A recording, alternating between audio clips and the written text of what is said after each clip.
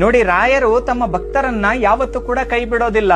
ತಮ್ಮ ಭಕ್ತರ ಮನಸ್ಸಲ್ಲಿ ಏನೇ ನೋವಿರ್ಲಿ ಹೇಳೋ ಮುಂಚೆ ಅರ್ಥ ಮಾಡಿಕೊಳ್ಳುವಂತಹ ಒಂದು ಕಲಿಯುಗದ ಕಾಮಧೇನು ನಮ್ಮ ರಾಯರು.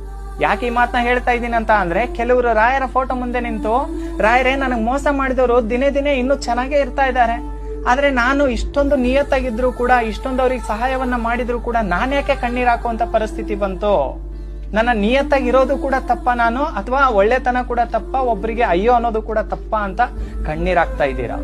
ಅದೆಷ್ಟರ ಮಟ್ಟಿಗೆ ಅಂತ ಅಂದ್ರೆ, ಯಾರ ಹತ್ರ ನಿಮ್ಮ ನೋವನ್ನ ಹೇಳ್ಕೊಳಕ್ ಆಗ್ತಾ ಇಲ್ಲ. ರಾತ್ರಿ ಇಡೀ ಕಣ್ಣೀರ್ ಹಾಕುವಂತದ್ದು, ಕಣ್ಣೀರ್ ಹಾಕದೇ ಇರುವಂತ ದಿನವೇ ಇಲ್ಲ. ಊಟ ಬಿಡ್ತೀರೇನೋ, ಆದ್ರೆ ಕಣ್ಣೀರ್ ಮಾತ್ರ ಬಿಡ್ತಾ ಇಲ್ಲ. ಆದ್ರೆ ಒಂದ್ ಹೇಳ್ತೀನಿ, ರಾಯರು ಕೈ ಬಿಡೋದಿಲ್ಲ. ರಾಯರನ್ನ ಸಂಪೂರ್ಣವಾಗಿ ನಂಬಿದಿರಲ್ಲ, ಕಷ್ಟ ಆದ್ರೂ ಪರವಾಗಿಲ್ಲ, ರಾಯರ್ ಇದ್ದಾರೆ ಅನ್ನುವಂತ ನಂಬಿಕೆನ ಇಟ್ಕೊಂಡು ಇವತ್ತಿಂದ ಕಣ್ಣೀರ್ನ ನಿಲ್ಸಿ. ಖಂಡಿತ ನೀವು ಗೆಲ್ತೀರಾ. ರಾಯರಿದ್ದಾರೆ, ಕೈ ಬಿಡೋದಿಲ್ಲ, ಅವ್ರಿಗೆ ಉತ್ತರ ಕೊಟ್ಟೆ ಕೊಡ್ತಾರೆ. ಆದ್ರೆ ಕಣ್ಣೀರ್ನ ಹಾಕ್ಬೇಡಿ. ಕಣ್ಣೀರ್ನ ನಿಲ್ಸಿದ್ರೆ ನೀವು ಗೆಲ್ತೀರಾ. ನೋಡಿ, ರಾಯರು